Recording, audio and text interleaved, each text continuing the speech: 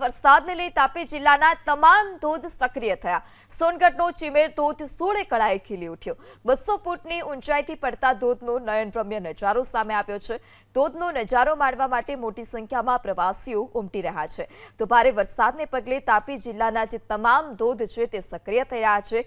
તમામ જે આ ધોધ છે તેના નયનરમ્ય દ્રશ્યો પણ સામે આવ્યા છે। આ સાથે જ ભારે વરસાદને પગલે પ્રકૃતિ પણ 16 કળાએ ખીલી ઉઠી છે, વનરાજી ખીલી ઉઠી છે। સહેલાણીઓ મોટી સંખ્યામાં પહોંચી રહ્યા છે। ત્યારે આ 200 ફૂટની ઊંચાઈથી જે આ ધોધ પડી રહ્યો છે તેના નયનરમ્ય દ્રશ્યો જોવા પણ દૂર દૂરથી લોકો તાપીમાં પહોંચી રહ્યા છે। તો વરસાદને લઈ તાપીના તમામ જે ધોધ છે તે સક્રિય થયા છે। ઉપરવાસમાં પણ ભારે વરસાદ, નદી નાળામાં પણ નવા નીર આવ્યા છે। ત્યારે સોનગઢનો ચીમેર ધોધ કે જે સક્રિય થયો છે, ધોધ સક્રિય થતા આસપાસના વિસ્તારના આહલાદક દ્રશ્યો પણ સામે આવ્યા છે। વરસાદને કારણે વનરાજી પણ 16 કળાએ ખીલી ઉઠી છે।